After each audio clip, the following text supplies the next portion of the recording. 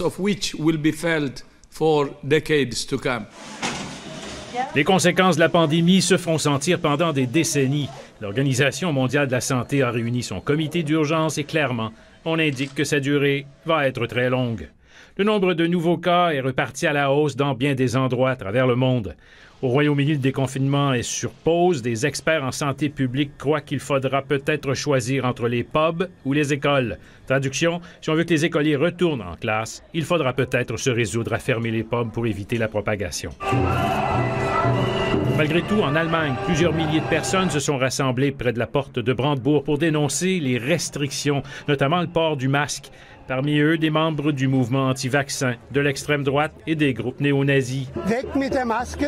Plusieurs y voient une conspiration, une campagne de peur.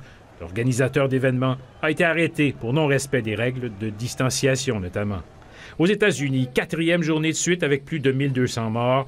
En Californie, c'est un record, 214 morts depuis hier.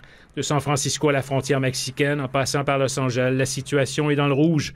9500 nouveaux cas aussi en Floride en 24 heures, mais le nombre d'hospitalisations est en baisse. Et le Congrès n'arrive toujours pas à s'entendre sur de nouvelles mesures économiques pour répondre à la pandémie qui a tué plus de 153 000 Américains et plongé le pays dans la plus grave crise économique depuis la Grande Dépression il y a 90 ans. Le programme d'assurance chômage, qui allouait 600 $ par semaine aux sans-emploi, vient de prendre fin. Pendant ce temps, le président Donald Trump a passé la journée à jouer au golf en Virginie.